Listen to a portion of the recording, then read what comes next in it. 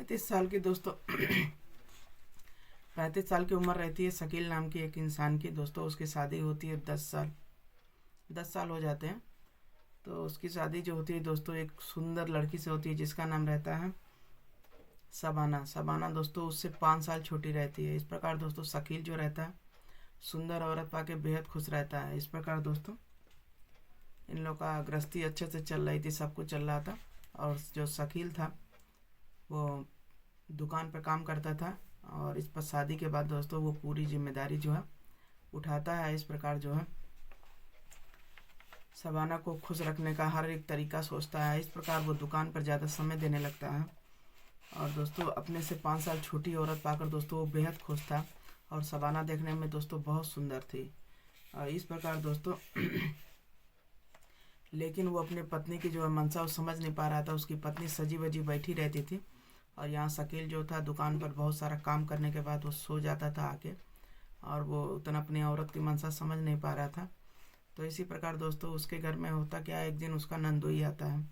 जो शकील रहता है उसी की बहन का आदमी आता है जिसको नंदोई बोलते हैं। तो वो दोस्तों नंदोई जब आता है तो यहाँ पर जो शबाना रहती है दोस्तों बेहद सुंदर रहती है।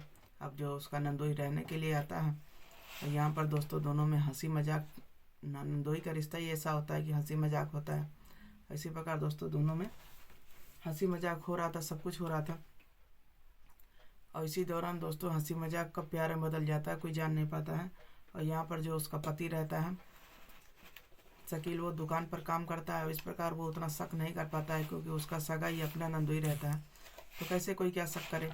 लेकिन दोस्तों यहाँ जो उसकी बीबी शबाना थी वो बेहद सुंदर थी। और कब अपने नंदोई के प्यार के उसमें झांसे में आ जाती है, कब उसकी भावनाओं में बह जाती है, ये वो जान भी नहीं पाती है। इस प्रकार दोस्तों वो दोनों घर में अकेले रहते हैं। यहाँ पर हवे संबंध को वो लोग बना लेते हैं। अब इस प्रकार दोस्तों जो उसका पति शकील रहता है वो हर चीज़ से अनजान रहता है कि घर में कोई अगर उसका अपना है तो कोई ऐसा थोड़ा कर सकता है। लेकिन दोस्तों किसी पर आजकल विश्वास नहीं करने वाला है।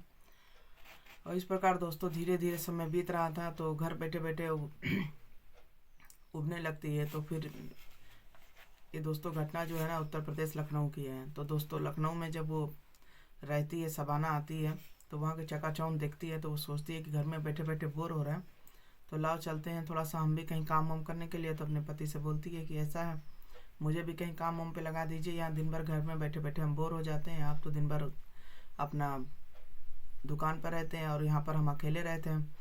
तो उसका पति कहता है हाँ सही है। तो उसको दोस्तों कॉल लेटर में जो रहता है फ़ोन वगैरह रिसीविंग करने में उसमें लगा देता है। इस प्रकार दोस्तों उसकी जो है अब ऑफिस में उसका ज्वाइनिंग करा देता है। इस प्रकार शबाना का भी समय अच्छे से कट रहा था। तो इसी तरीके दोस्तों करते करते एक दिन समय होता है कि उसकी जो अब ऑफिस जब बाहर कोई निकलता है तो उसको 10 आदमी से मुलाकात होता है, चाहे औरत हो चाहे आदमी हो। इसी प्रकार जो शबाना रहती है तो उसको एक संजय नाम के लड़के से मुलाकात होती है। वही ऑफिस में रहता है, बहुत मतलब अच्छा किस्म का था, नेचर अच्छा था। इस प्रकार शबाना का अब उससे दोस्ती हो जाता है, अब उससे आना जाना हो जाता है। यहाँ पर दोस्तों जो जावेद था उसका जो नंदोई था जावेद,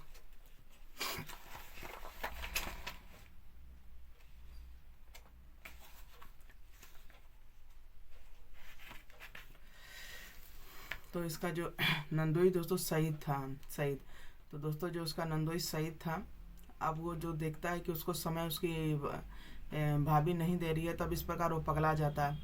अब वो धीरे धीरे उसका पीछा करने लगता है कि अब ये जाती है ऑफिस में जाती है तो कहाँ जाती है, पूरा पीछा करता है। यहाँ उसके पति को कुछ पता ही नहीं रहता घर में क्या हो रहा है क्या नहीं हो रहा है। पहले से भी कुछ नहीं जानता था कि हमारी वाइफ का हमारे बहनोई का कोई संबंध है। इस प्रकार दोस्तों हर चीज़ से वो अनजान था। उसको तो बस ये मतलब था कि अपने ऑफिस जाना है, वहाँ पर काम करना है और वहाँ से आके घर पे सोना है। लेकिन दोस्तों कहते हैं ना कि सब काम जरूरी होता है। मान लीजिए बाहर भी आदमी देख रहा है तो अंदर भी देखना जरूरी होता है।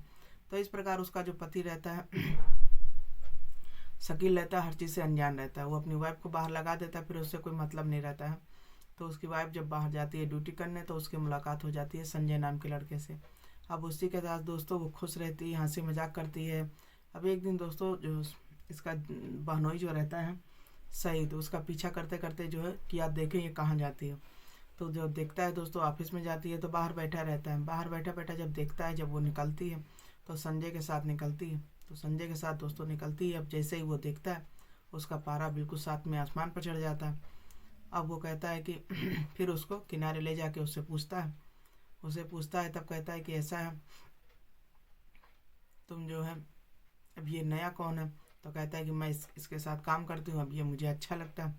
अब ऐसी बात सुनने के बाद जो शहीद रहता है उसका बनोई, उसका पारा बिल्कुल सातवें आसमान पर चला जाता है। इस प्रकार दोस्तों बहुत ज़्यादा वो गुस्सा होती है, और जब गुस्सा करती है तो इसका जो नंदोई रहता है वो बिल्कुल बौखला जाता है।